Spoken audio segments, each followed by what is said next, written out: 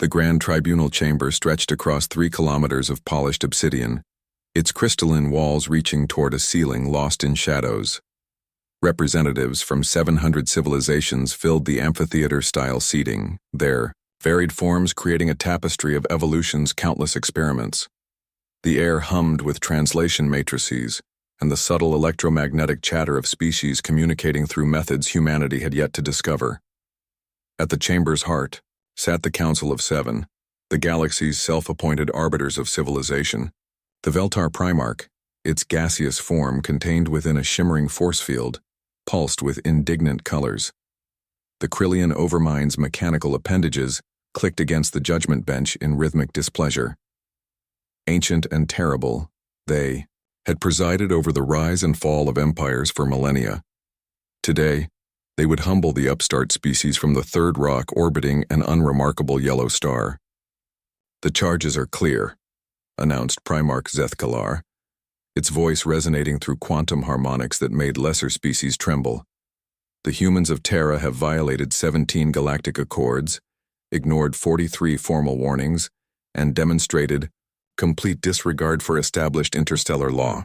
A holographic display materialized above the assembly, showing Earth's crimes in stark detail. Unauthorized expansion beyond their designated system boundaries, establishment of colonies without tribunal permission, and, most damning of all, their refusal to submit to the mandatory civilization assessment that would determine their place in the galactic hierarchy. They build their ships of crude metal and propel themselves through space with controlled explosions, scoffed Overmind Nexus Prime, its optical sensors focusing on the display. Yet they dare to claim sovereignty over 17 star systems. Such arrogance cannot stand. The assembled representatives murmured agreement in a symphony of clicks, whistles, and psychic resonances. The humans had been contacted 8 years ago, given the standard welcome package and informed of their required compliance. Instead of gratefully accepting their assigned role as a Tier 9 civilization, suitable for resource extraction and basic labor, they had simply ignored the tribunal entirely. "Where is their representative?" demanded Council Member Yithandra, her crystalline form refracting the chamber's light into angry rainbows.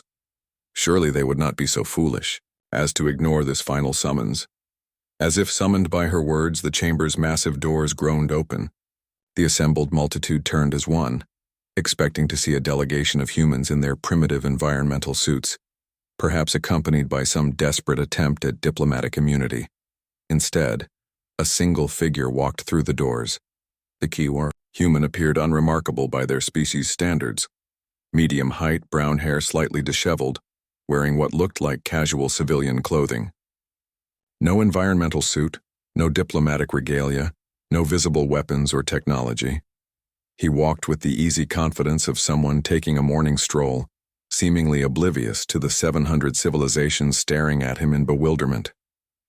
The whispers began immediately. How was he breathing? The chamber's atmosphere was a carefully maintained blend suitable for most council species, but toxic to baseline humans. Where were his protection systems, his translation matrix, his diplomatic credentials? "I am Ambassador Marcus Chen," the human said, his voice carrying clearly through the vast space without any apparent amplification. "I'm here regarding Earth's summons to this tribunal." The council exchanged glances, or whatever passed for glances among their various sensory organs. Something was wrong. The human should be dead, should be gasping and writhing on the chamber floor. Instead, he stood calmly, hands clasped behind his back, waiting. "Human," Primarch Zethkalar's voice dripped with condescension, "you will show proper respect to this assembly and—" "No." The single word cut through the quantum harmonics like a blade through silk. The chamber fell absolutely silent. "I'm sorry?" The Primarch's gaseous form flickered with confusion. "I said no." Chen's tone remained conversational, almost friendly. "See, that's the thing about humans. We have this curious habit of saying no to bullies." The Krillian Overmind's mechanical form shifted forward. "You dare—" "Let me save everyone some time," Chen interrupted, raising one hand. You want Earth to submit to your authority, accept our place in your hierarchy, and hand over our independence. The answer is no. It was no 8 years ago, it's no today, and it'll be no tomorrow. Council member Yithandra's crystalline form pulsed with outrage. You ignorant creature. Do you comprehend what you're facing? 700 civilizations, fleets that number in the millions, technologies that could reduce your world to atoms. Chen nodded thoughtfully. Yeah, that's impressive, really. But here's the thing you might have missed in all your research on humanity. He paused, and his expression grew serious. We've been saying no to impossible odds for our entire history. The holographic display above the chamber suddenly shifted, no longer showing Earth's crimes, but something else entirely. Battle scenes, but not the primitive warfare the Council expected. These were images of human conflicts, but enhanced, somehow, showing details that should have been impossible for their crude recording technology to capture. Thermopylae, Chen said calmly as the display showed 300 Spartans facing impossible odds. The Alamo, Britain in 1940. Every single time, the smart play was to surrender. Every single time, we said no. The images continued. Humans, fighting in conditions that should have killed them, pushing themselves beyond biological limits, turning defeats into legends that inspired generations. But that's ancient history, scoffed Nexus Prime. Your primitive conflicts against your own species. We are discussing galactic powers beyond your comprehension. Chen smiled, and something in that expression made several council members unconsciously lean back. You're right, so let me show you something more recent. The display changed again, now showing space battles that made the assembled representatives gasp in recognition. Ships burning in the void, entire fleets scattered like leaves before a storm. But these weren't human ships being destroyed. These were tribunal vessels bearing the insignias of species that had tried to enforce compliance on human colonies. The hegemony sent 3 battle fleets to our Proxima settlement, Chen explained conversationally. We sent them back in pieces. The Zeph Collective tried to blockade our supply routes. Their trade federation is still trying to rebuild. As for the Dominion's pacification fleet, he gestured, and the display showed debris fields where proud warships once flew. Well, let's just say they learned why humans call space the final frontier, not the final destination. The chamber erupted in chaos. Representatives who had sent those fleets, who had been told their forces simply encountered navigational hazards or equipment failures, suddenly understood the truth. The Tribunal Council's confident posture began to crack. Impossible, whispered Primarch Zethkalar. Our intelligence networks would have what? Chen's voice cut, through the noise like a laser through fog, detected our ships, tracked our movements, predicted our strategies. He laughed, and the sound was utterly without humor. You've been watching us for 8 years, and you still don't understand what you're looking at.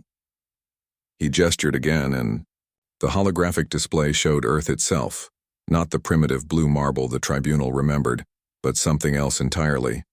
Orbital installations that definitely hadn't been there during first contact. Ships moving between them that bore no resemblance to the crude chemical rockets in the Tribunal's files. Energy signatures that made several council members' sensors overload.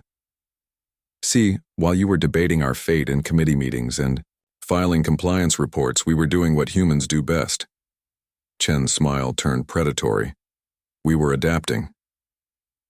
The truth hit the assembled representatives like a physical blow. Earth hadn't ignored the Tribunal out of ignorance or defiance.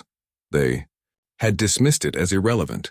While 700 civilizations debated humanity's place in the galactic order, humans had been quietly making that order obsolete. Every species you've conquered, every technology you've hoarded, every advantage you thought made you superior. We took it all apart, figured out how it worked, and built something better. Chen's casual tone made the words even more terrifying. Did you really think a species that went from horse-drawn carriages to spaceflight in a single century would stay primitive forever? Council member Yithandra's crystal form had gone, completely transparent with shock. The atmospheric control... How are you breathing? Nanomachines, Chen replied simply. been using them for years. Your gas giant friend over there, he nodded toward the Primarch, has been breathing human-manufactured atmosphere for the last 10 minutes. Don't worry, it's not toxic. We're not monsters. The implication was clear. If humans could replace the chamber's atmosphere undetected, they could have replaced it with something far less benign. What do you want? The question came from Overmind Nexus Prime, its mechanical voice stripped of all arrogance. Chen considered this for a moment. Honestly, we just want to be left.